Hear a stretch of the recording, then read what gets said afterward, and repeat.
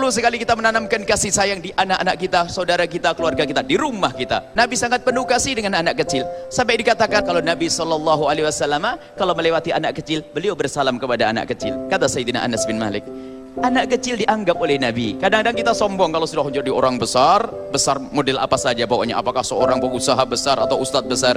Kadang sudah lupa dengan anak kecil, kalau anak kecil ini adalah juga anak manusia, dan dia bakal menjadi orang yang besar suatu ketika. Mana kasih sayang kita kepada anak kecil? Apa sih salahnya kita menyapa sebentar, memegang pipinya sebentar, mengusap kepalanya, mengucapkan assalamualaikum, apa kabar sayang, soleh, soleha. Ini dimulai dari sini, dari anak-anak pun. Nabi SAW melakukan itu semuanya. Dan Nabi SAW lihat, pernah punya anak yang membantu beliau, namanya Sayyidina Anas bin Malik. Sayyidina Anas bercerita, aku itu membantu Nabi itu waktu kecil dulu. Ceritanya beliau cerita sudah besar.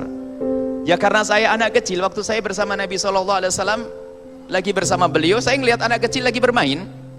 Karena saya anak kecil, saya main dengan anak kecil, lupa kalau saya lagi nemeni Nabi SAW. Nabi mencari, setelah dicari, kata Sayyidina Anas bin Malik, aku lupa kalau aku dengan Nabi Muhammad.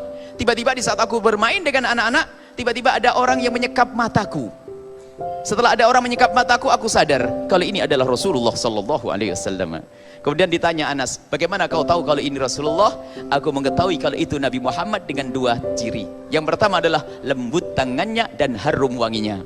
Artinya apa? Lihat, Sayyidina Rasul SAW melihat Anas main, bukan dimarahi sini, malah diladeni sekali. Memang umur main.